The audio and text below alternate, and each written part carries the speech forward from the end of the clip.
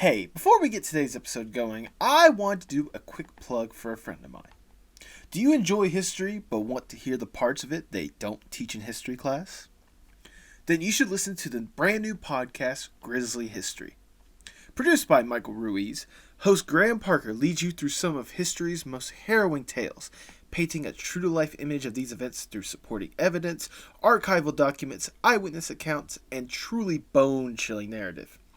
The first episode alone had me hooked, detailing the devastating sinking of the USS Indianapolis in only the first part of a two-part story that will have you invested and immersed with Graham's narration. Don't believe me? Well, listen to this excerpt from the first episode.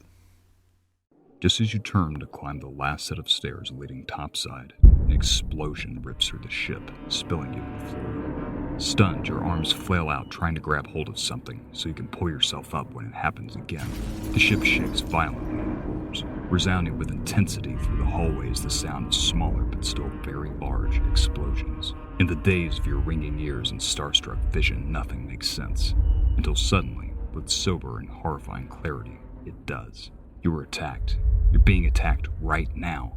You have to get to your battle station. You have to get topside. You leap up the stairwell and thrust yourself on deck when you're stopped dead in your tracks by the terrible magnitude of the damage. There's fire everywhere you look. You can find Grizzly History on Spotify, Apple Podcasts, Google Podcasts, or you can learn more about the podcast on their website, grizzlyhistory.com. That's GRISLY history.com.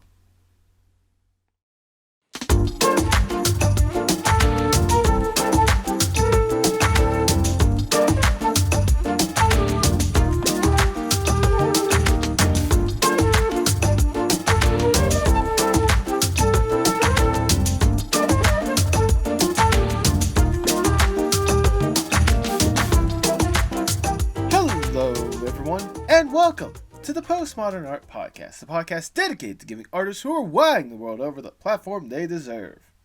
I'm your host, Nathan Ragland, and by golly, do I have a fun episode for you. Today we have Wiley Koyote, a rising voice actor with some outstanding roles under his belt, with Puppet the Nightmare Elf, Mayhem, and the anime adaptation of Spongebob. This chat was just all sorts of silly and fun, and I hope you enjoy as much as I did. Make sure you support Wiley with the links below if you aren't already. If you enjoy the podcast, subscribe and check out the back catalog of outstanding artists and their stories, whether it's YouTube, Spotify, Apple Podcasts, however you prefer to listen to podcasts. You can support the podcast by checking out the merch shop and repping the podcast with some stylish streetwear. If you want a place to also chat about this podcast, join the Apocalypse Podcast Network Discord server, where you can chat about this podcast and other ones in the network. Link to that and more will be in the description below. In fact, speaking of the Apocalypse Podcast Network, let's hear about another amazing podcast in the Apocalypse Podcast Network. Greetings from Chromatica, home of Lady Gaga, liberator of kindness punks, mother of little monsters, Tricon of the ages. We are her best fans, with a mission to create a podcast celebrating our hero. Broadcasting straight from Chromatica. This podcast is about Lady Gaga, for Lady Gaga. But anyone can listen. It doesn't matter if you love him or capital H-I-M. Prove your stupid love. Ace the Art Pop quiz. Put your paws up. And download the Chromaticast wherever you get your podcasts. Join us every other Friday at 7 p.m. Eastern, 4 p.m. Pacific for our live tapings at twitch.tv/Apocalypse Podcast Network. And now, without further ado, please enjoy the Postmodern Art Podcast. What you got in the pipeline, if you don't mind me asking? I've got a good couple guests, at least a couple of them. One of them was a character designer for Arlo, if you remember that movie. Oh, I love that movie. Yes. Oh, I'm going to have to check that one out. That one was so good. That one should be coming out like at the end of August. I got him. This is the one I'm actually really intrigued about. So I'm sure you've probably noticed all around the internet right now. There's a particular meme that's like hitting really, really hard in the art community. Let you have a guess. Yes. I think you might know.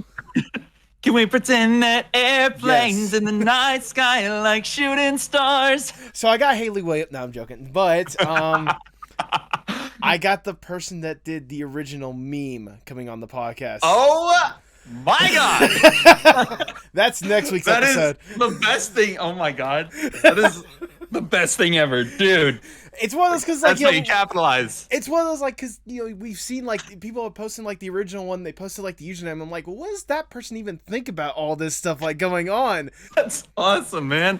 Because I was actually having a conversation with one of my friends, Foxifier. Shout out, by the way. I don't know if you're going into this right now or what, but Fox, if you're watching, hi. He was actually wondering, like, this person has to know about this, right? Like, this person, there's no way they don't know about this, and they do. So he went like scavenging like DeviantArt for the original post and like know your meme and pulling up all the resources. Like, it was an adventure. I actually did find something interesting. Someone posted a screen cap of like some tweets that person did like last year when there was like a mini resurge of like redrawing the original or something like that. The one thing that they acknowledge, I don't know what they're thinking about the current one. That's what I want to ask them about. But like with the original post or whatnot, they don't even like the ship that they made. The Mortitwi or whatnot. They said that they were 9 years old when they drew that, and they drew that to try to impress people. Okay. Well, I guess there's some kind of lesson in that. Yeah. Can you edit the mess that I have on my room also? No, I'm just kidding. I mean, I could just put a PNG of your photo over the entire thing. Try to find some way to like animate the mouth movement, but that'd probably be way more effort than there needs to be. Yeah. No, we won't worry about that. They'll just know I'm a mess. It's been just crazy this week. I'm sure people would understand life. That too. Too. I'll say it's funny. I did that little motion. Look what I got behind me right here. Just imagination. I specifically put that one there because what I'm starting to do, if people notice at this point, is I have a whole bunch of like U2s and figurines and stuff like that, so I want to like get different ones somewhat based on the guest. And I mean, how could I not for you? I mean, just for me. Well, that's awesome. I like that. It's a little Easter egg people can pay attention to as they watch. They can see that for future episodes now because, like I said, this time, who knows? Spoilers, oh no. Oh, I'm gonna ask this. I feel stupid for asking this, but make sure I don't butcher it up. It is like Wiley Koyote, right? Like that's how you pronounce it? Okay. That is correct. Just wanted to be 100% sure because someone could post it like that, but it's supposed to be pronounced like it's actually Wiley Koyote or something like that. Yeah, sure. Let's be real pretentious about it. Exactly. I'll add like accent marks and like weird like Swedish letters in my obviously not at all Swedish name. It's like there's a receipt for Walgreens somewhere in that, right? Oh my God, please. There you go. All right, Wiley, before we get started, I must ask the icebreaker question I ask for every single podcast. What is your most unpopular art opinion? I don't know if I want to go with my most unpopular. Oh. I'll give... You can't just tease it. I'm sorry. Okay. You want to redo that, or do you want to just... No, we're rolling with it. We're rolling with it? All right, fine. Most unpopular art opinion. Well, personally... Okay. I think that there is... How do I want to word this? I think directors, casting directors, people in charge of making casting decisions should have the full creative control of choosing whoever they want to play whichever characters they choose, because I don't think a one-size-fits-all approach is necessarily always the best. Okay. It can work sometimes, But it all really depends on context. There's all sorts of different types of stories. There's all sorts of different types of characters. All those different types of characters are going to serve different functions for that story. So if you want if a director wants, like, let's say, LGBTQ person to play this LGBTQ character, totally fine. Yeah. No beef with that whatsoever. Absolutely 100%. Okay. However, by the same token, if someone does not care, like if their sexuality just doesn't come into the story, if it doesn't play any particular important role in the story, they should be allowed to choose whoever they want for that character. Okay. If it's just not something they're thinking about, I think it should be fair game. And I feel like the conversation is super one-sided. No, and I get where people are coming from in a sense, but at the same time, just thinking about it from a practical standpoint, if I was a director, if I wanted to choose which characters were played by certain people, I'd want to be able to make that distinction as I choose. And so I think that's the best way I can put it. I was going to say, I will say, I think I'm part of that side with you, because as a person that is a former director for short films and stuff like that, and someone that is currently trying to be like a rising voice actor, I guess would be the best way to word it. It's sure. one of those, like, I totally get what you're talking about. It's one of those, like, if there's a certain, like, distinction that is needed for a certain role based on the circumstances or whatnot, then that's perfectly fine. That's what's needed. But, you know, just like, you can correct me if I'm interpreting this wrong, but, like, kind of one of those, like, just to shoehorn someone just because they fit that qualification, not because they're a talented actor in the first place, shouldn't be the top consideration. That's not what I was talking about, but also that's also valid, I think. Okay. But yeah, that's my most unpopular one. So all uphill from here. I mean, well, speaking of I was gonna say, speaking of uphill, is that a hill that you are willing to die on? You know what? I think I am. Because honestly, I've wanted to make my own cartoon for such a long time. Okay. And that's actually why I got into voice acting, was because I wanted to make cartoons, and like just voice acting would allow me to meet other people who do that. So I'm thinking, once I climb the ladder, once I make my own cartoons, I want to just be able to have free reign, choose whoever I want.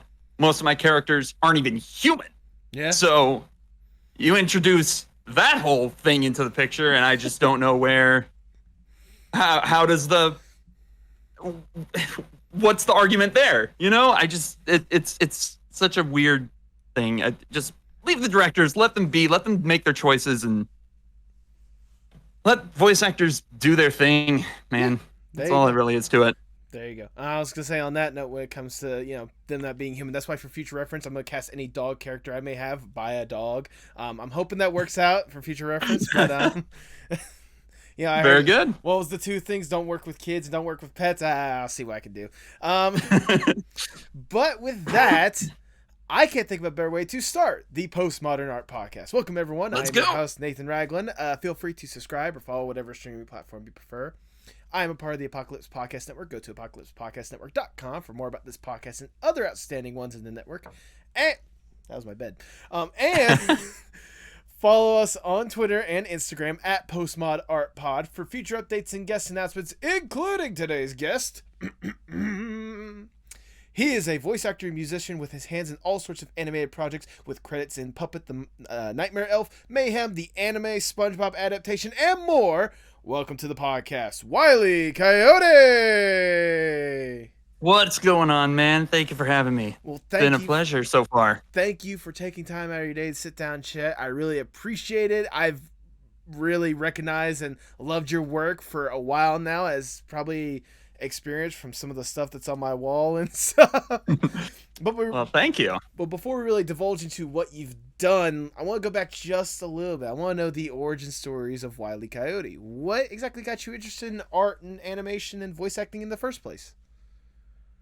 Well, like I said earlier, I've wanted to make my own cartoons for a while. And when I was around college, I was drawing my own stuff. I did that for a while, but then I made friends with people who are much more talented than me, and I'm like, you know what? I'll just leave that to you. I'll do I'll do something else. And I got into voice acting about probably halfway through college. It wasn't even an animated project that got me into it. I saw this like casting call someone posted in a Facebook group for people within my degree major at college. Right. And I was just like, oh, let's give this a try. It was like a Minecraft thing, like animated, like one of those really cool, like cinematic Minecraft things. Okay. So I was like, okay, let's just give this a try. I auditioned for like 3 parts, waited a couple weeks, nothing. Didn't get any, whatever. But that's all right, because through that audition, I found out about Casting Call Club. And Casting Call Club is like the quintessential place you want to go if you want to like get started in voice acting. And I'm not being paid to say that, I swear. Legit, my first role I auditioned for on that site, it was for a Warrior Cats inspired anime. Sorry, my diffuser fell. Oh, I just became a ghost for a second. The audio lovers love you to death. And so I auditioned for that. I got cast for that part, and I felt amazing when I was like, oh wow, first audition ever on this site, and I'm cast for this thing. Oh my god, I get to be a kitty cat. I get to be an animated kitty cat. It's so cool. That was 2017, by the way, so I was like 22 or 23, but still had that same energy. Nevertheless. Mm-hmm. Exactly, and it was just some middle school or high school kid just drawing, just like Warrior Cats, wanted to do a thing like Warrior Cats. Okay. Not even, it was just for free, volunteer. Did that for a little while. Then the creator kind of moved on, grew up, started doing different things. Happens. Right. But I continued to audition, continued to find different projects to audition for, plenty of which I could go into detail about. And it's a podcast, you got the time for it, trust me. Oh, absolutely. And so I kept auditioning, kept getting roles, and then eventually started thinking, okay, maybe I want to start taking this seriously. So I started taking some of the classes at Casting Call Club, where I was taught by Brendan Hunter and John Wang. Brendan Hunter, you might know from Hunter x Hunter, actually, which is very funny. It's very. I think he knew what he was stepping himself into. He played what's his name? Hisoka? He was born for the role. He was born for, yes, Hisoka, I think was his character, right? Mm-hmm. I think that's right. Correct me if I'm wrong, Brendan. I'll say you know more about anime than I do, so That's not saying much, I can guarantee that. I'm sure Alex and Richard over at the Anime Egotist, I'm sure they'll correct me. Anyways, Sure. But yeah, I started taking classes with them. That really stepped up my game, like helped me learn how to audition and get better at this craft. By the way, I am using a Blue Yeti microphone. Ooh. I don't use this anymore for voice acting. It's just for like Discord calls. So sense. before anyone calls me out right now and cancels me on Twitter for being unprofessional, I have a professional one in my studio booth, which is my closet. There you go. Hey, you know what? You'd be surprised how many people use their closet as like recording space. I have someone else in my podcast network, Christian Carey and Stranger Than Christian. He's talked about multiple times how he uses his closet as the recording space for all of his, podcasts. So why not? It's great on a budget, and also when you have a house that is the size of one room. Yeah. It's like, what else do you have? That's it. But after that, I just kept finding one of the big projects that really kickstarted, like, I want to say everything, was the Has Been Hotel Rap Battles project. Ooh. It was a fan-made, it was a fan-made thing. Shout out to Dweller, who cast me for the role of Angel Dust. I originally auditioned for the role of Angel Dust. That was all I was going to do. Oh. And because I saw my buddy Jerry, shout out, audition for the role of Alistair. He was cast for that, and I'm just like, I'll give this a shot. I looked at the clip. I had no idea. Oh, yo, what's up, though? Well, I was gonna say, if I had known about that, I should have done a little bit more research. But if I had known about that, I would have probably worn this shirt instead. Oh no, it's all good though. I love it. You came prepared either way. I came prepared for this occasion. You did, as a matter of fact. And I had no idea what Has Been Hotel was. Right. I didn't know anything about the characters, but I just saw the one clip that was uploaded of Angel Dust doing the, what was it? Was it the wasn't window something clip? rotten? Yeah. Just listen, whatever he says. Sack a poorly packaged horse. You know. Anyways, you can. I don't want to demonic. Oh, okay. You can? Yeah, go for it. Fuck monetization then. All right. Hey, I'm not making money off of this shit in the first place, so why the fuck not? All right, fair enough. So I'm like, I could probably do an impression of that. Just quickly did it, recorded it, and was cast for the thing. Yay! Nice. And then waited a week or two, and like nobody else was really auditioning for anything else, like because we still needed a person to do music and write the lyrics. Right. And fortunately for them, they had me, who has also released an EP. Yeah. And produced electronic music. And I'm also a huge fan of epic rap battles of history. There you go. Love that stuff to death. And so I'm like, okay, you know what? Here's what we're going to do. I'm going to step up my game. I'm going to take charge, take ownership, take leadership, and like just try to do a basic ERB style thing between these two characters. We're not going to go crazy. We're not going to do anything weird. Just pictures is fine, right? We're not going to. Yeah, because there's no way an animator is going to do anything like that for free. That's way too expensive. Right. It would just be disrespectful to their work, I feel like. Yes, it would. And so did that. It was cool. Went up. Got like, I don't know, like 300,000 plus views on YouTube now. It's been a while since I've checked. There was a sequel to that. That's still impressive, nevertheless. Absolutely. And it was through that fan project that I was able to meet our boy, one of your previous guests, George Edwards. Hey, actually. There we go. And shout out again. Oh yeah. I'm going to be shouting out everybody. All right. If I mention them in conversation, they are getting a shout out. They deserve a shout out because I mean, if nothing else, like they are more or less like the foundation from where you are right now. And I mean, all these different opportunities that you've been getting or whatnot, like it's absolutely incredible and impressive just right off the bat. Exactly. Thank you. Yes. And they're so important. And I want to make sure they get their full credits worth. And they should. Absolutely. And so met George through that. He was really cool. And eventually, I can't remember. I was just kind of like through becoming. Sorry, I'm all over the place.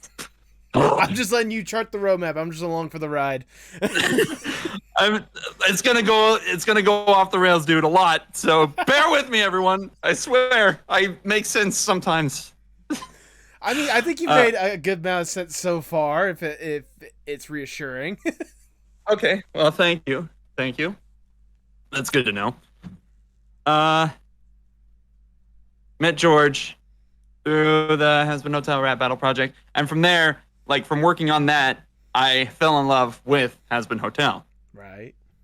So I had to learn about the characters. I had to learn about the world, what the story is. But I only had like those 3 clips that were up before the pilot came out. Right. The little like sketch teasers, more or less, that Vivid put up to drum up more hype.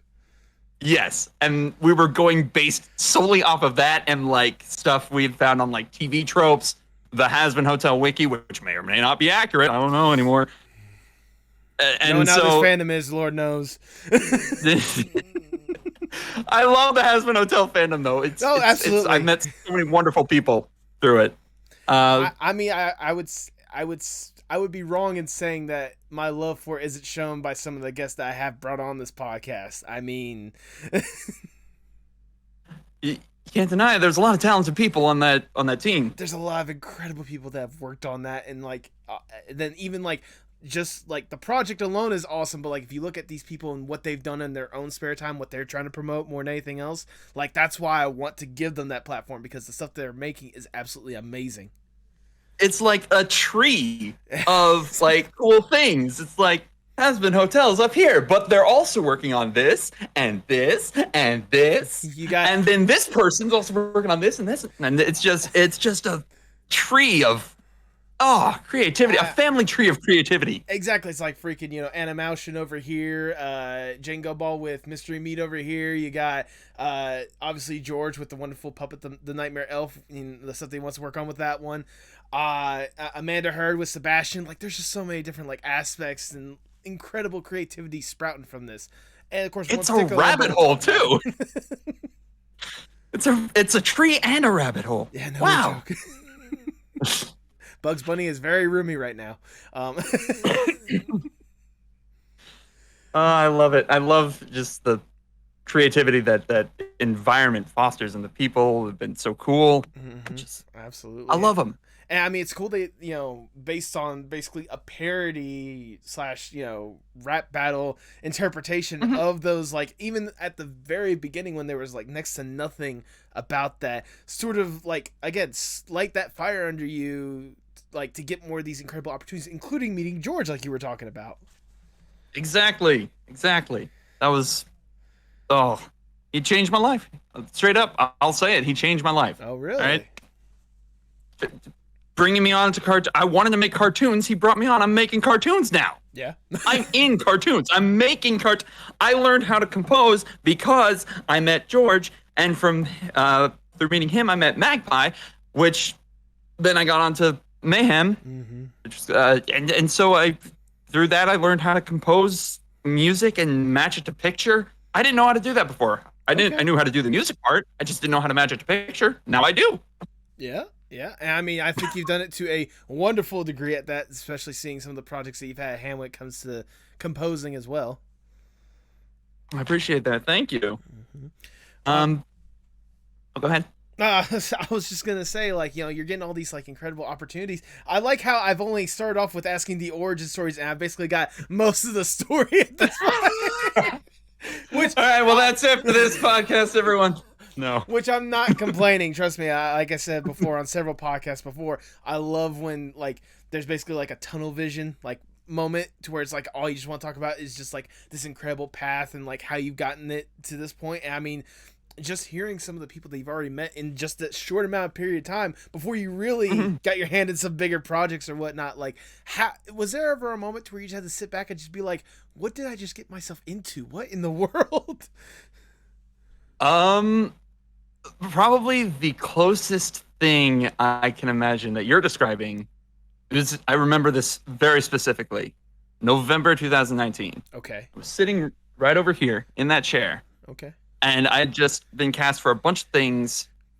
What had I just been cast for? I don't remember exactly. I was cast for some things though. An indie game. What was one of them? It doesn't matter. I was cast for a bunch of things, and I was sitting in that chair, and it just kind of hit me like, dude, 2020 is gonna be your year, dude. Like straight up, like it was like the universe like tapped into my brain for just a second just to tell me that. Like I felt it, and no matter how I tried to like shake it off, like, oh, it's just you're just on a roll right now, which is good, but like don't get like big headed about this. Come on, it's just a temporary thing, whatever. And the universe is like, no, dude, straight up, it's gonna be the best year of your career so far. Be ready. No matter what I tried to say, that feeling never left. Like I felt it, I knew it, it was happening, and despite all the stuff that happened that year, I made out like a freaking bandit, dude. There you go.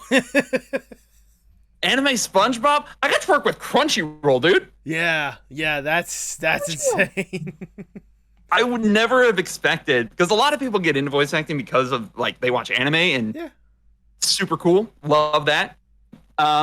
It's just I wanted to do like specifically Western animated cartoons, but I'm not opposed to anime by any stretch of the imagination. Oh, absolutely. And so just like getting the chance to audition for that, even audition for that, let alone being cast for it, amazing. That doesn't even include like Mayhem and a bunch of other side projects that are still going on, and I'm still hoping to eventually be able to promote one day. I mean, I'm sure that opportunity will come more than soon enough. I mean, again, like I said a million times before, just seeing the stuff you've already had a hand in. Like I said in the intro, just kind of the anime Spongebob, the puppet, the Nightmare Elf, Mayhem. I want to talk about Mayhem for just a little bit because I've had Magpie and Paul on the show, and they are wonderful guests. How did that opportunity exactly come to you to work on that show or indie pilot surprise thing for Paul? Well, it wasn't. It was the most probably simple way it could have happened. Really? I was friends with George on Facebook, and I think Magpie actually sent a friend request out to me. I don't exactly know why, but I was like, "Oh, who's this person? Oh, she does this on this. Oh, okay, sure. Friend request accepted. Let's network or whatever." Yeah. And so, she would do like live streams where she would color in backgrounds. Very talented. Yes. Absolutely. Very talented individual. Very driven, motivated, and insanely just a machine at cranking stuff out. Just awesome. Joke. I wish I had some of that, like just even a fraction of what she's got. But anyway, I wish I was that motivated.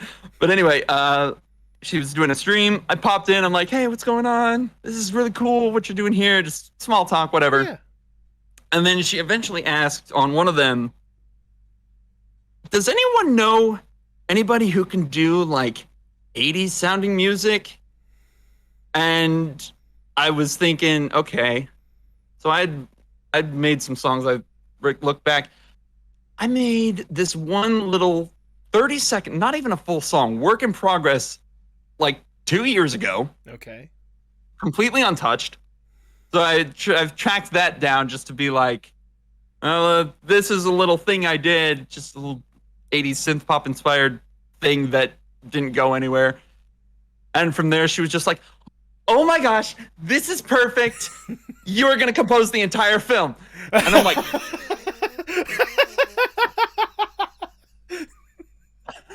are you kidding me? And which looking back now, it's funny. But at the time, I was like, what did I get myself into? I didn't know how to compose for film, dude. I don't know what I'm doing, man. But now I'm on the team. Yeah. I guess this is what I'm doing now. Yeah. I'm working with all these Hasbin Hotel people. What's going on? Why am I here? I don't belong here. And it was a hard job to do just because it was my first time. I felt like I was under a lot of pressure because I'd admired these people for so long. And it was just like, oh my God.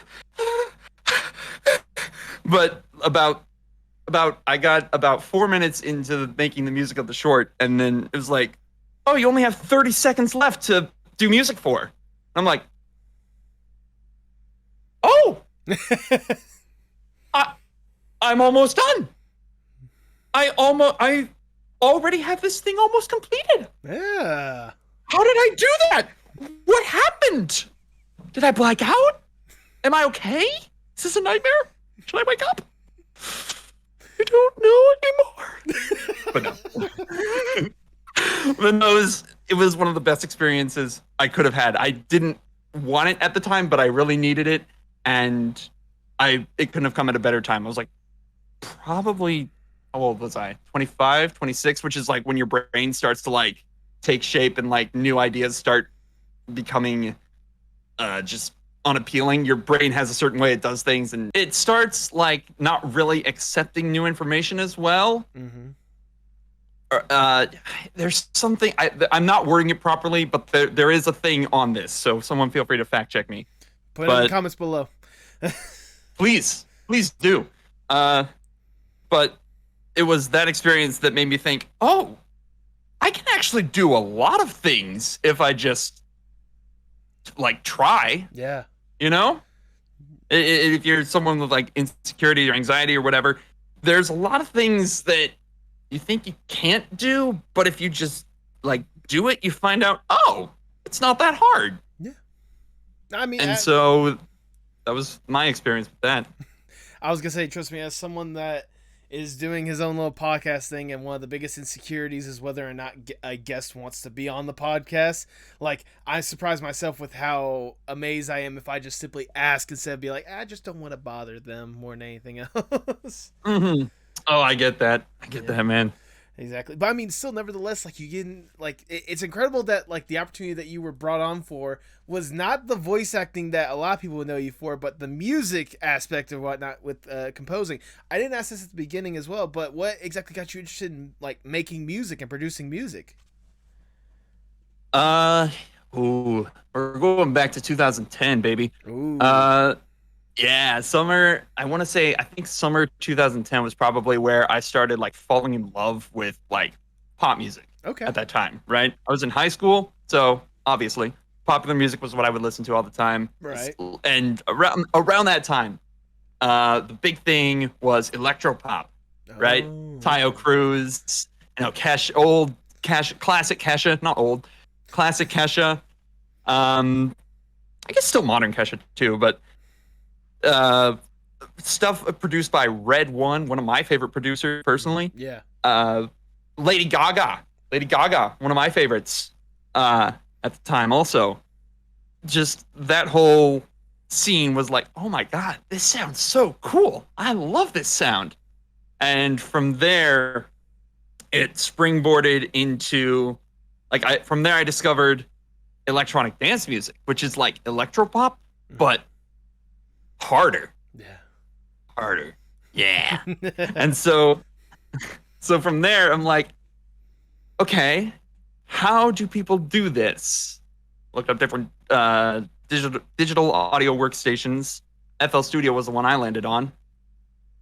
And that's how a lot of producers make their music, is with digital inside the computer materials, I guess. There are some that use physical synths and whatnot. Like Calvin Harris, I think he mostly uses like physical synths and stuff. Okay. But a lot of the stuff, like it's for someone like me who doesn't leave the house, being able to make music on your computer at home just whenever you want, that's a great deal. Yeah. And so learned about that. And from there, I started learning like, oh, this is how you make a house track. This is how you make a dubstep track. But obviously from there, I just kind of made my own stuff that I liked. A lot of which you can hear on the EP Signal that I released in 2017 on Spotify, by the way. So you can check it out. And so you can listen to that. It's kind of old now. I could probably do better, I think. But I think that's the natural progression of things. Yeah. Hopefully. So that was how I learned. Yes, hopefully. But now I learned electronic dance music, how to make it. YouTube tutorials were my biggest thing, helping me learn. Like, oh my gosh, it's so simple. You can just click this and a note plays. Yeah. Amazing. And you can click it. Oh my God, it sounds so cool. I can do that. And so I kept doing that, and I haven't stopped. Well, I mean, I'm glad you haven't stopped seeing the opportunities that it has gotten you with, like I said, composing the pilot of Mayhem, composing at least the theme and probably the entirety. I have to look back just to be sure. A Puppet the Nightmare Elf. I mean, that is correct. Thank you. Now I have to ask, like, for you personally, like, since you have your hands in both of these aspects, which do you actually prefer more, the acting or the music making? Oh, that's a good question. Yeah. Okay. I don't know, because I'd have to like weigh out the options, right? Right. Because with voice acting, you're taking a lot of what you are personally and funneling it into this character, whoever it is. Mm-hmm. You draw back on your own experiences. You draw back on how you operate, and you see what fits best with the character that you're playing, obviously with the help of the director. Well, I also like. I find I can be funnier through voicing characters, which is also a lot of fun. Yeah. Just making jokes with these characters, like it forces my brain to think in a way. I like being funny in general, so voice acting allows me to do that. As for the music part, that one's a little different because it requires, especially composing for film, it requires me to look at music in a completely different perspective than something like electropop or EDM. It's not the main focus. It's not meant to be the main focus. Right. You have to pull it back. You have to dial it back. It's to complement what's going on in the scene. But because it's so different, I really do enjoy it in a more cerebral sense, I guess. Gotcha. Okay. So I don't know. I guess on a personal level, I would enjoy the voice acting more. But that's not to say that I don't enjoy composing almost as much. Right. I hope that made sense. No, I totally get it. It's not like I said you have to only choose one. That's what you're doing the rest of your life. Like, no, that wasn't what the question was. This one was like, because I could understand, like, especially if you have your hands in all sorts of different aspects of making film or making animation or whatnot, that there's some things people would prefer to do rather than others. I don't know if you had a preference, or if it's just all around still just surreal for you to be even in this in the first place. It is, and I hope it never goes away because that's what makes it fun. I mean, I'm certainly hoping it does, especially with, once again, the opportunities you've been having, including one of the biggest one recently that I've kind of emphasized before, of the anime Spongebob or Spongebob. Spongebob. It's, how did that opportunity arise? I want to know, like, this story more than anything else. It's a great story. So, I said before I was in a class being taught by John Wang at Casting Call Club. He's like the education director at Casting Call Club. And so I was already in his class, and just so happened at the time he had also posted the casting call for Anime SpongeBob. He was the casting director, so he posted the call, and I saw that, and I'm like, oh, that's cool. That's kind of cool that he's doing that. And whatever. And then a little voice inside my head was like, hey bro. Yeah? You should like audition for that, dude. You should audition for that. And I'm like, I've never even like attempted a SpongeBob impression before. Why would I do that? No, dude, you need to audition for this, dude. What the hey? We'll give it a shot. I hopped into the booth. I just went,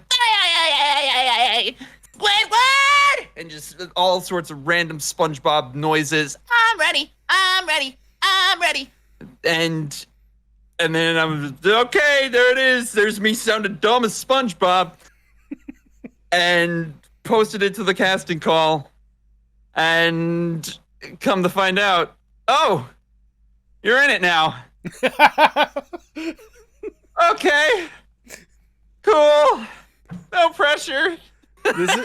This is why people need to listen to their impulses more often. Impulse. Yeah. In some cases. Yeah. It depends. It really depends.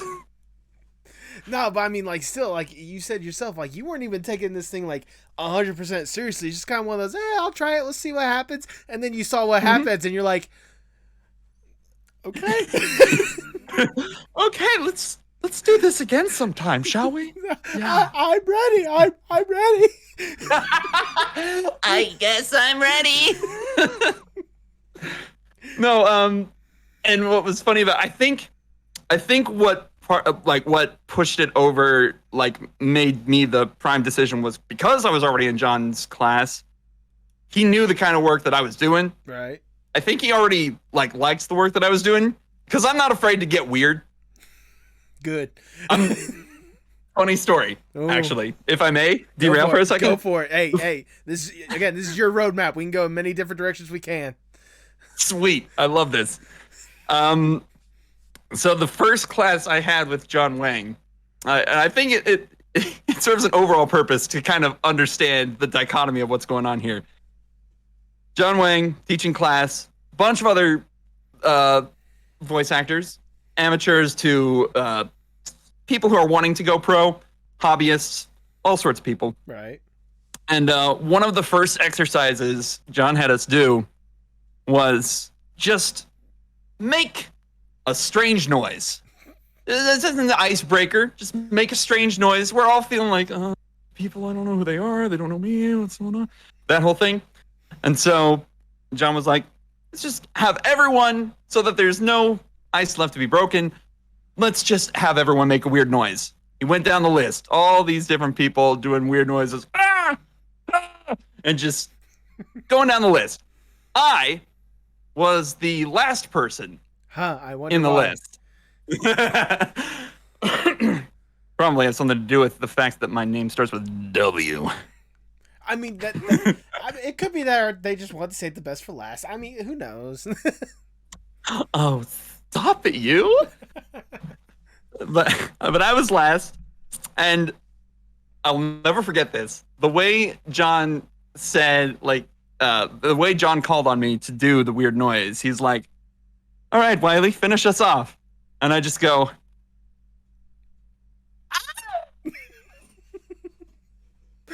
and I'm sorry, I just want to say the beautiful part of that is the mic, like, I guess it, like, capped out or something like that. So it's, so it's just like, there you go. there it is. That was the noise I made. And from there, he was just like, all right, no comment. Let's move on. It's like, all right, you know the assignment. All right, then. And so that was the introduction. That was John's introduction to me. And so I think from there moving forward, that was like, in a weird way, that was sort of the established baseline, and it could only go up from there, I suppose. I'm not afraid to get weird, which you can't be afraid to get weird, especially if you're wanting to do voices for animation, Yeah. whether it be anime or Western animated cartoons. You got to know how to scream. Yeah. I mean, you can tell it's like just any sort of like animation that's out there, especially when they go with like unique, almost out of these world experiences and whatnot. You can't just have like a standard noise. You gotta get into it and you gotta get unique with the project. So. Oh yeah, and that's one of the big things that I find happens a lot with young aspiring voice actors, is that they have that whole, oh, people are gonna hear me, it's gonna be weird, oh my gosh. And I get that because that's where I used to be. But when you're telling stories, when you're telling fantastical stories based in a different world, you got to be able to commit to the bit, and laugh at yourself. Those are the two big things. If you can do that, you'll be in better shape than I think like 90% of people who want to get into this. There you go. I was gonna say, I know for me personally, I've only had a few credits when it comes to things that I've had my voice acting in or whatnot. But one of the biggest ones I had was from a former guest. I am the main voice for a indie video game called The Chameleon. Basically, I'm Dr. F. But there's a point in the end to where I had to make like basically a dying noise. I think it was for like the character's death. I'm not gonna fully spoil it, but I'm gonna say I think it was for like a person's death or something like that. I know what happened, but again, I'm not spoiling it. Fair enough. But it's like, so I had to make a dying noise essentially, and I'm like, okay. Like thinking back, like I made all these like different like gagging noises more or less, and like if you listen to it like individually, you would think that I'm just having just like some weird solo session that we don't want to get into on the podcast. but like he found like the best one out of the group and like put that in there, and like it worked so well, especially at that moment of the video game. So yeah. Exactly. You know how to commit to it. Exactly. You know how to commit to the bit. It's one of those, if you're not going to put as much work and effort voice acting as a lot of these animators probably have trying to bring this thing to real life and make it as coherent of a project as possible, you're not helping out the process. I always say, if it's really hard to do too much in animation, to give too much energy, if you at that point, the director will tell you, at which point you can just dial it back as much as needed. That's easier than trying to get more out of someone than it is trying to dial it back. Exactly. I say that it's hard for me. It's actually hard for me to dial it back whenever I need to do something like a commercial read or something. Well, I mean, to be fair, again, look at your resume. Like, you've had to go above and beyond. Like I said, we were talking about, anime SpongeBob of all things. Who would have thought that was a possibility that was going to be produced, and everything that went on with that? I can only imagine how you were with that whole entire situation of, like, whether or not people could see it, how... I can only imagine how much of a cluster it was for you dealing with all that. It was a tall order because I was working with a character that is iconic. Yes. Tom Kenny is a legend. Yes, he is. Right? We all know this. And so if I'm not on point with this interpretation, people are just going to be like, they're not even going to take the story seriously. They're going to be tuned out before it even starts. Yeah. Right? So I'm like, okay, that's a big hurdle. Second, it's going to be seen by a frick ton of people. Narmak is a genius. Yes, all right? Is. We know this. We know Narmak's a genius, and people love his stuff. So it's going to be seen by a lot of people. Even taller order. I'm being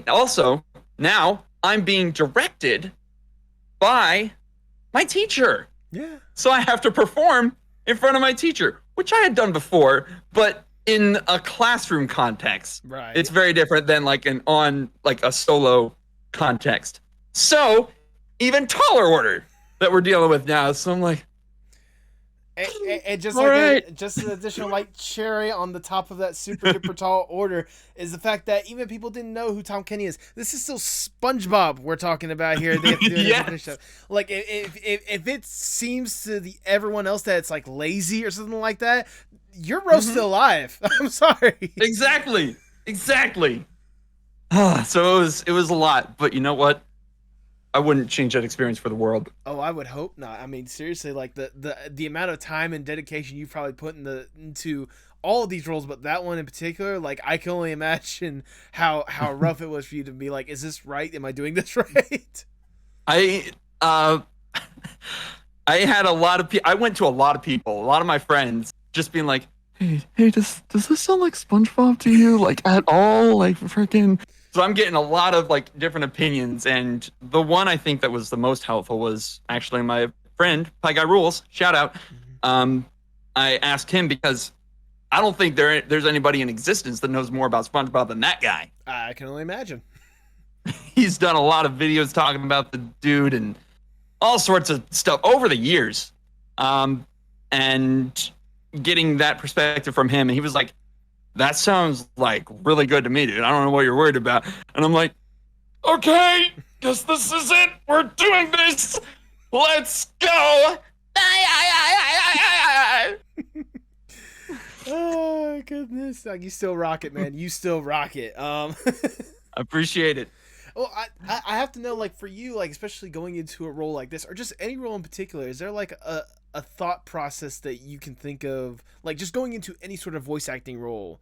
I don't know how much of that is just you independently being like, okay, this is what they want, this is that thing or whatnot. What's the process for you trying to basically develop a voice? Oh, there's a lot of different processes I have for developing a voice. In fact, I think if I may take this opportunity to explore the different ideas that I personally use all the time. Cool.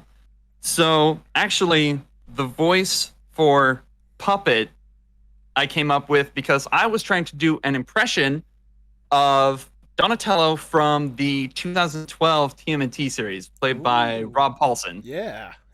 So he's got that kind of nasally sort of factor to it.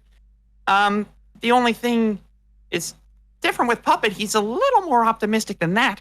So I had to add a little bit of optimism, despite, nervous. But basically through doing that impression, I figured out I can do something similar to that character. It's not exactly that character, but it's good enough for Puppet. Yeah. You got a new character. Other characters I've looked at, I'm probably going to paint a target on my chest here for this, but You know Baxter in Hazbin Hotel? Yes. One of the most sought after voice actor roles in probably anything. I know this because VivziePop actually posted a tweet saying, I should just pin a tweet saying, no, you cannot be Baxter to my profile. And the first time I had ever heard about that character was that tweet. And now I'm like, Hey, dude. Dude, you should try to, like, audition for that character, dude. You should try to, change Vizzy's mind. I'm sure she'll understand. that's the little asshole in my brain talking. But you know what? It's the same voice that was telling me to audition for Anime SpongeBob. So here we are now. Yeah. And so I've developed a voice for him that isn't at all, I don't think, what VivziePop had in mind, because I've developed it so far away from, I think, what she wanted initially. Right. And so there is that disconnect, but I also think that might help it stand out. Maybe. I don't know. She might have a certain way she likes to do things. I've never met her. She seems cool. I've never met her, though. Also, she's probably annoyed as hell that people are still freaking asking. So you know what? Let's be honest. At this point, when it comes to the internet, what isn't she annoyed with when it comes to the fandom? Because those guys, like, I am part of it, but I'm also, like, a lot more calm than a lot more people, I will say. And there are some people that are, like, looking for blood at this point when it comes to all sorts of different aspects of anything Viv does. Like, good lord. I hate it. I hate that. Like, I hate that. So much negativity. Exactly. Get it out. Like, at the end of the day, like, she's making something incredible. If it's gonna take a little bit longer, hey, a good product is gonna be produced at the end of it. Have you seen what happens when we rush shit? I mean, you're not wrong. You're not wrong. Like, I was gonna say, look at Cyberpunk alone. I mean, any game that is rushed to release ever. Ride to Hell Retribution. There's no reason to rush things. If things are pushed back, that's typically because they think, hey, we want to make this good. It's not ready to be good yet. Yeah. So we're going to push it back until it is. And I don't know. Just people don't think things through, I don't think. I think, all the time. I'm not... The internet is a unique beast. That's something I've said several times over. But nevertheless, especially when it comes to Viv, like, again, you said yourself, like, you have, like, a voice in mind or whatnot, and I don't know how that rolls into kind of, like, the thought process of developing a voice, more or less. Oh, I'm glad you asked. I got completely off track. We got off track here, man. We got off track. That's all right. I think. It's your show. Is it all right? Yeah, oh no, trust me. If I had anything wrong with that, I would have gotten us back sooner. Anyways. All right, cool. So this one, actually, I didn't even develop this one. It was like an immediate, I saw this character and I knew. That's literally the whole story. I saw this character and I'm like, it was the one ref sheet. I don't know. He's got the awkward kind of face and then like he's holding the beaker in the other pose. Have you seen that one? I've seen that one, yes.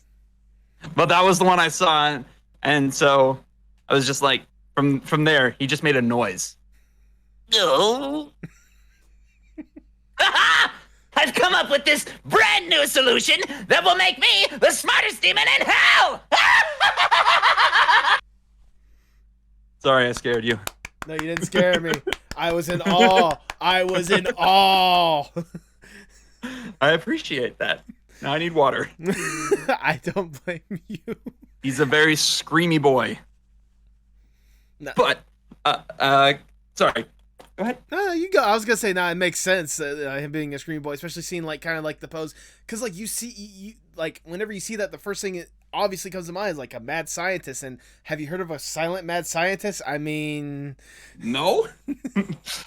No, you're not wrong. And later on, I had actually learned that he is, I think this was thanks to the wiki, he was also reclusive, and he didn't like people, and basically he's an overall mess that doesn't want anything to do with anybody, and he's screechy. Screechy was the big word that I locked onto. After I had that initial seeing the character and then knowing, I just added a little more screech factor to it, and that was what you just heard. I mean, it's. I don't know if Viv was going to be watching this episode. I know she's aware of the podcast, but I don't know if she'll watch this episode. If she's watching, she's probably going to be like, "All right, this guy, nope." Hey, don't doubt yourself like that. Don't doubt yourself. True. But I mean, still, like it's. I always liked, again, picking like the brain basically of like any sort of creative artist out there, and I think voice acting is an art upon itself that should get a lot more love and respect, because more than anything else, and you probably attest to this, like you're basically bringing still images to life with what you do. Yes, that's the name of the game. Is just understanding, like, the animators are going to essentially be going off of you. That's what I've learned through working with them. Okay. Is that they start, like, the storyboard's there, obviously. Mm-hmm.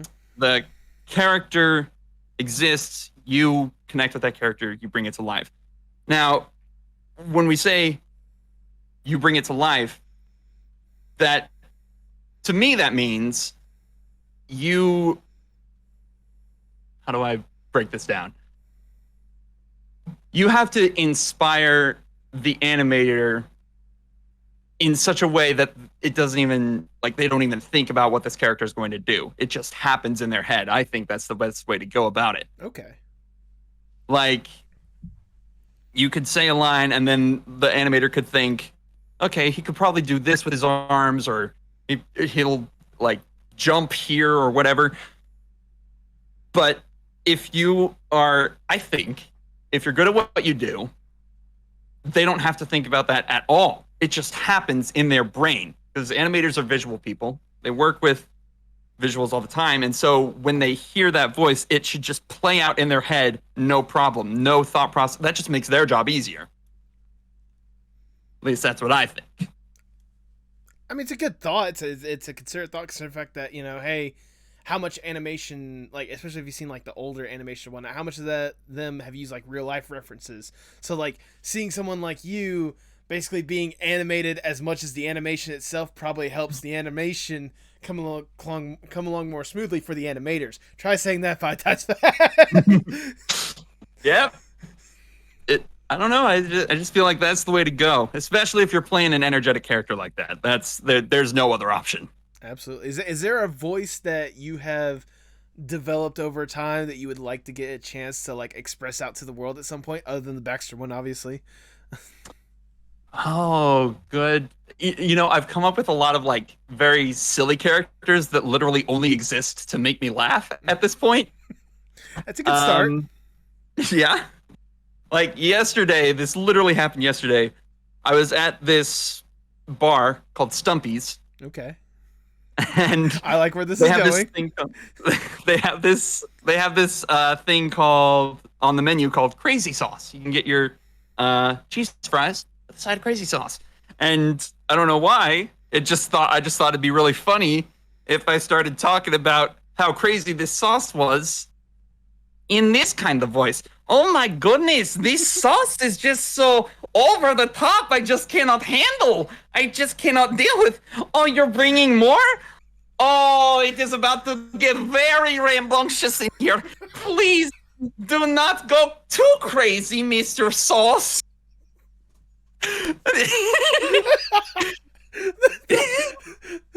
I'm sorry. Whenever you said rambunctious, that's whenever I just started dying. No, that's what it was, though. It was literally the existence of crazy sauce that inspired this character. Do you think I have any idea how these come into my head? That's part of the reason why I'm having this podcast. I'm trying to pick at your brain, but I'm finding a void in there.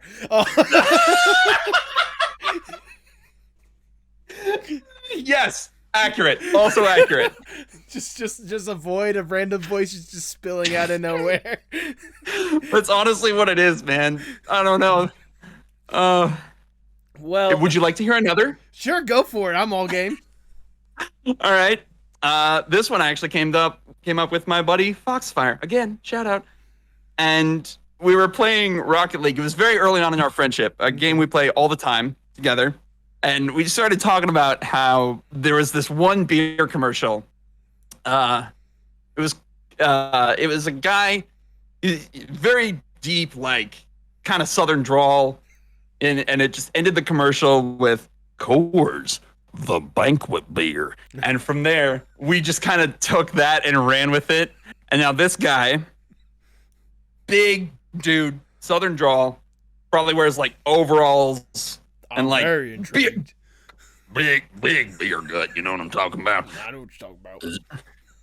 And every time he says the letter B, you have to like inflate your cheeks to like Coors, the banquet beer. And like he's so drunk as hell all the time. Always wants beer. One track mind, anything with beer, good to go.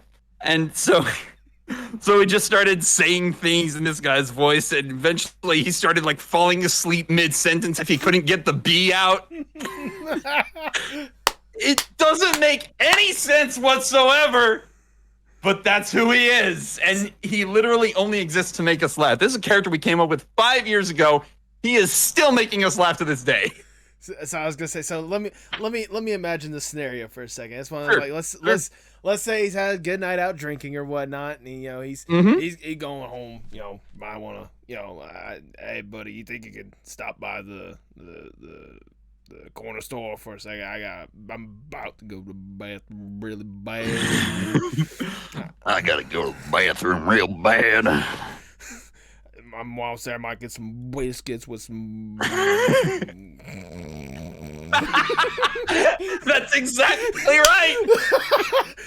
See, I told Now you. you can be Billy Bob Barley yourself. Billy Bob Barley. Yes. I forgot I didn't tell you his name. Oh, I'm loving these characters. Right? I don't know where half of them come from. I told you it's an empty void in there that just pops randomly through. It is. It is. I don't know about you, but man, that was. I know. That's the best part.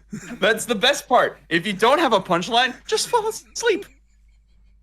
It's all part of the character. It's part of the character at this point, and now I'm somehow invested in this character, and I need to see it animated one aspect or another.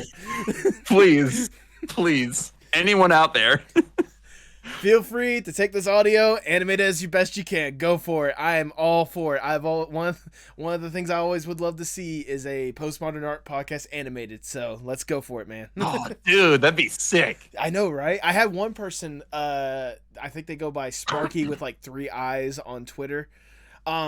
They took one of my Amanda Heard segments and made like an animatic for it, for like one of the things that she said in the podcast, and I was touched by that because it's like, I know it was for her that you paid, or I know it's for them that you paid attention for, but like this was still my show when I saw the animation for it. Yeah, it's just very touching. Like, oh, you took my thing and made something new out of it.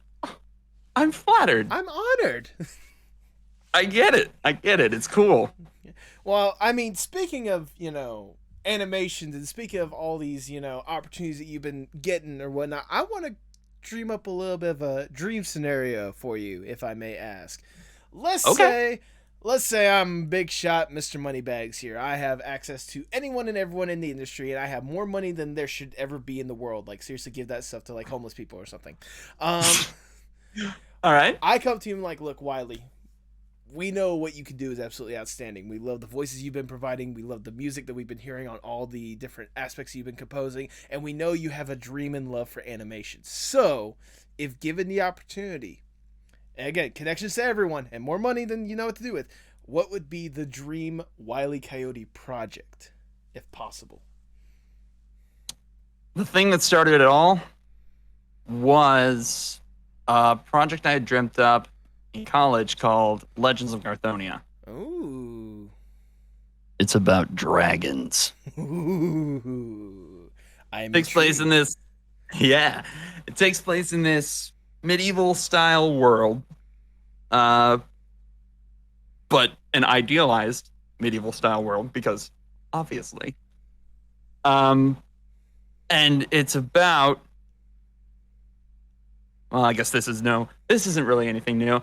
It has to do with 4 dragons, 4 different types of dragons, earth, fire, water, and sky dragons, air.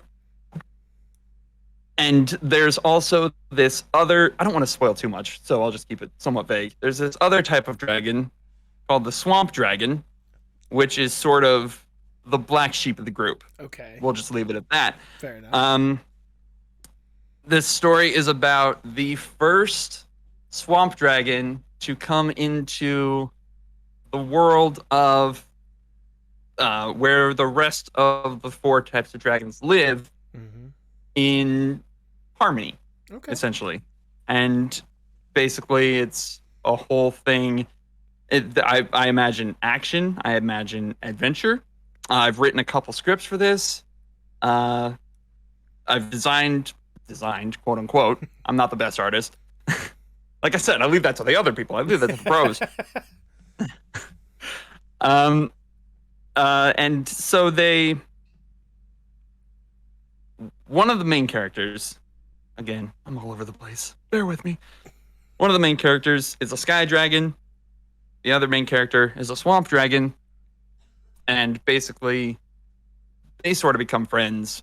And the story would revolve around them trying to make their way through this world and the trials and tribulations they would have to go through, learning about themselves, learning about the history of just Garthonia in general, and how they fit into that bigger picture. Now, for the rest of your question, who, like, access to everybody? Yeah. Access to everything? Okay. I would love to do the soundtrack for it because I think it would be really cool to blend medieval style music with like modern cinematic type music. Right. I think that'd be just really neat. It would just create an aesthetic that I don't think I've seen in too many other places. I would like to have either 4 seasons of 26 episodes or 8 seasons of 13 episodes. Okay. What else? George would need to be involved in the project. Of course. Because obviously. I've got some friends that, too many to name, that I would love to get involved in this project. And now that I'm saying this out loud, I'm realizing it's close. It's not close, but it is closer, like, to becoming reality if I wanted to just be like, hey, could I get you to do this for this project? And the only thing is, I don't have the money, but that's what Mr. Moneybags is for. Yeah, exactly. We'll toss like those comically huge size bags in. We'll figure out the finances later. Exactly. And so, am I leaving anything out? Did I miss any part of your question? You missed the part where you said that I could potentially have a voice acting gig in it, but I mean that's I'm sure it's a well, of course. That was implied. That was implied. I figured. Okay. No, I think you answered it fairly well, and honestly, like I can only imagine, like especially as you were describing it, like it seems like a very unique thing, and almost like kind of a spin on what like some cartoons might be or whatnot, or some stories in general might be. Just kind of one of those like you have like the highly prestige for, but then you have this like basically bastard child of the group or whatnot, and like sort of them like showing that they should get as much respect as everyone else or something like similar to that. I could be butchering it very much, and you could correct me on it. Oh, that's pretty darn close. Yeah. Especially since I kept it vague. Very good. Yeah. I mean, it's one of those, like, it'd be unique to see kind of a story like that more than anything else. And, again, like I said, given the opportunity with, the people that you could have or whatnot, I can only imagine just how much fun of a project that would be for you more than anything else. It would be, I'm imagining it would be a blast. The only thing is, I really don't like telling people what to do, so I have to work on that before I really dive into this. Or make a show that I'm okay with making mistakes on first, learn how to do all that stuff, so that going into this one, I'll have a better understanding of what I need to do and where I need to improve. There you go. And with that, That's another way to go about it. And with that, Billy Bob Barley will be now available fall 2022. Please. There we go. Absolutely. Well, now that we've gone to the dream scenario, sadly, we have to come down from the clouds a little bit. We have to get back to reality. I will ask the ever so generic question. Where do you hope to see yourself, say, 5 to 10 years from now? 5 to 10 years from now. Yeah. Ideally, I'd like to still be doing cartoon voices for money. Yeah. That's a good start. But most likely I'll end up canceled on Twitter for something I said in 2006. When I was 10. I was going to say, was Twitter even around 2006? I don't know, but they'll find something, I'm sure. No, to be perfectly real. But yeah, I would like to get more voice gigs, especially on animated projects. Network, if possible. Yeah. Because, network money. I'd like to have done more work with Crunchyroll. Because that was one hell of a learning experience. I can only imagine. Yeah. It was only for like a couple lines, but it was still like I was still nervous. I was still like the expectations were just so like I felt. I mean, because it's like it's Crunchyroll when it comes to like dub more than anything else. Like they're the standard when it comes to Western and such. So yeah. Yeah. So I was nervous about that, but hopefully I'd like to be able to work with them some more. Yeah. I hope Mayhem goes somewhere. I hope Puppet goes somewhere. Yes. Hopefully we're still working on those or subsequent projects that come after those, maybe something like that. I don't know. Like, I feel like I'm happy where I'm at right now, to be perfectly real. I'm working out of a warehouse right now just to pay the bills, but yeah. I kind of like the physicality of that. I feel like I'd lose that if I was doing animation full time. I don't know.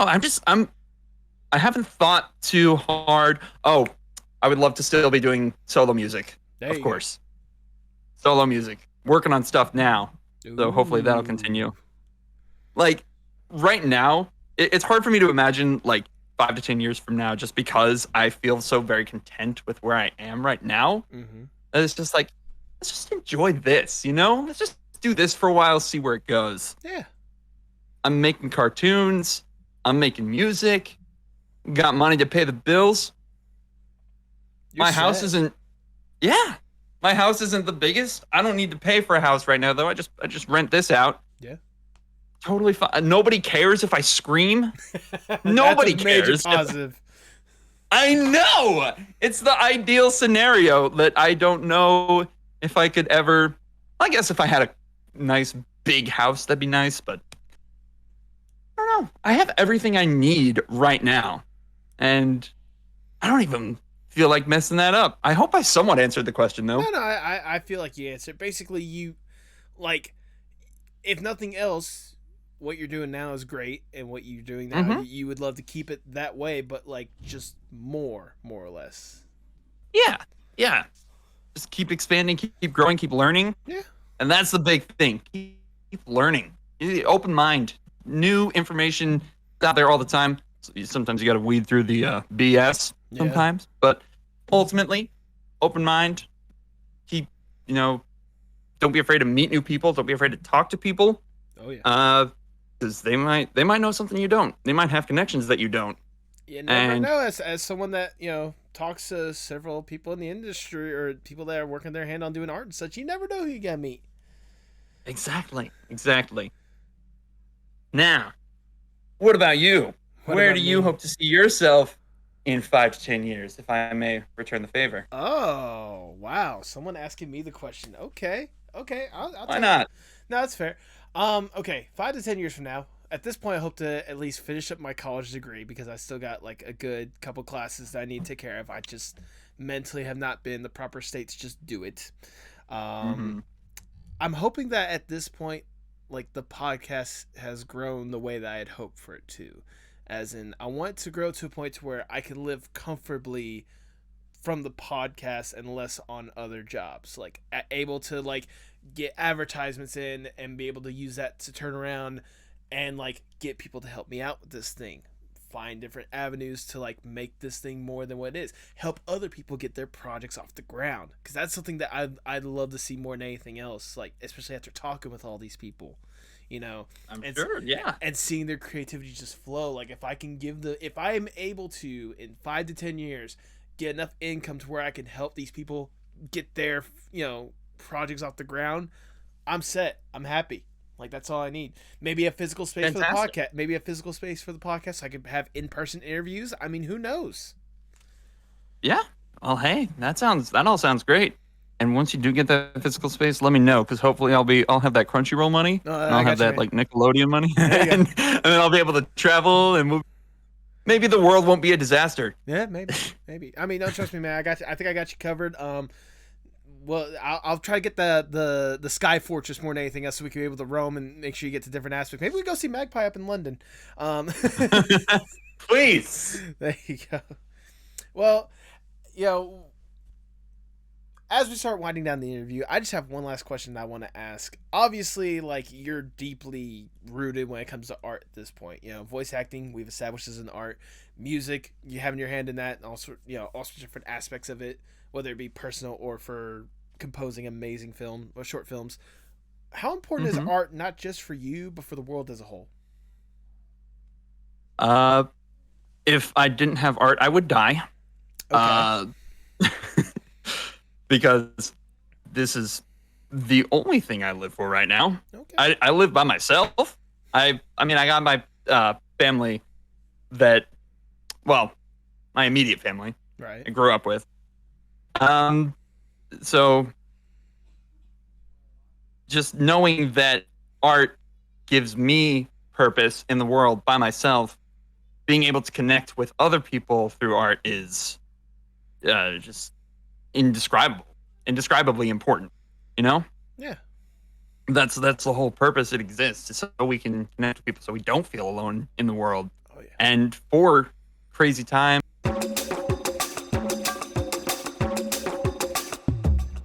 Damn it, Discord, we were getting sentimental. I was getting real sentimental, and you just went and left me like that. I might have to cut back to that. Yes. Art is important because it helps us feel connected with each other, not just in admiring it, but in creating it, especially when it comes to group projects like animation. Mm-hmm. And it especially is helpful and invaluable during times as tumultuous as these, Yes. as unpredictable as these, with COVID and everything. But that's actually kind of one thing that I think has still managed to thrive, even though we have, a pandemic going on right now, is that we're still able to make art. We're still able to connect with people through the power of the internet, and we're still able to make good entertainment. We're still able to connect with our friends. That's amazing. Yeah. That's an amazing thing. And so it's indescribably invaluable. I think that's the best way I can put it. I can't think of a better way to word it myself, so there you go. Cool. With that, that's all the questions I have for you. I've already showered you with enough praise, but I'm going to shower you with more because it's my podcast. I do what I want. No, it's one of those... Please. It's one of those, like... Your internet presence is very strong. I've certainly noticed that with all the different projects that you've been part of and the projects that I've certainly at least paid attention to. Again, for God's sakes, you can see my wall being adorned by, mayhem alone. But, like, seeing all these different opportunities that you're getting to showcase just how amazing of a talent that you are. And on top of that, like... Thank you, man. On top of that, listening to your story and listening to just how much of a surreal experience it is for you as probably anyone else in that situation, like, it makes me happy to know that you're cherishing this as much as anyone else probably would. And it's great to see you get these opportunities and get these, words are wonderful, aren't they? I had my train of thought and I just absolutely lost it. I get it, man. Believe me. Yeah. But nevertheless, like it's awesome to see like what you've been doing, and I really cannot wait to see what more you're going to be able to do here in the short term future, because I know you're going to be doing a killer job with whatever role you're going to be given. I just know it right off the bat. You have that love and dedication to this stuff already that I am one of thousands and hopefully millions in the future that are going to be hyped for every individual thing that you're doing. So thank you for what you do. That's very kind of you. Thank you so much, man. I appreciate the opportunity of just being on here. It's awesome. It was a great time. I'm glad you enjoyed it. Trust me, I had fun with it as well. I don't think I've laughed as hard as I did, especially when you brought the crazy sauce voice. I'm glad. You know what? That means the character's a hit. I got to find a home for him now. Keep Crazy Carl somewhere hidden in like Sweden or something like that. I don't know. Oh my God, yes. Okay, thank you again. Well, it was blast. Well, thank you for thank you for your time more than anything else. For people who might not already know, go ahead and plug yourself for the people at home. What's up, dudes? You can follow me at Wiley the Coyote on Twitter. That's basically my only. No, I'm also on Spotify. Yeah. You follow Wiley Koyote on Spotify. WILEY space KOYOTE. And hopefully I'll have some new music for you guys soon. That's what I've been working on this past week. So hope y'all dig it. Ooh, I know. I'm certainly gonna be excited seeing the songs you've already produced as well. Like helping with what was that? For the most recent Mayhem one. I forget what it was called right off the top of my head. Prepare for Arrival. Prepare for Arrival. Yeah, that was great right there. I love that song. Thank you. I'm glad. It's my most popular one so far. We'll keep it going. So Exactly. Do you have any final words before we sign off? Keep learning, be your authentic self, and keep an open mind. There's a lot of people, a lot of things in the world that you might never really fully understand unless you like put yourself in a situation where you're able to handle new things coming at you. Crazy times, crazy tumultuous world that we live in. But what you can do is prepare your mind so that you can prepare your body and you can save your soul. There you go. With that, unless you have any other way to finish this off, all I have left to say is hasta luego, mi amigos. Tell me what's wrong, tell me sparks in motion. Sing me a song, tell me your eyes can't go open. Show me it all, pick me up in the car you drove when you used to call. Show me it all. Thanks for listening to the Apocalypse Podcast Network. For more great podcasts, go to apocalypsepodcastnetwork.com. And remember, every time you support one of our sponsors, you're supporting the podcast you just heard.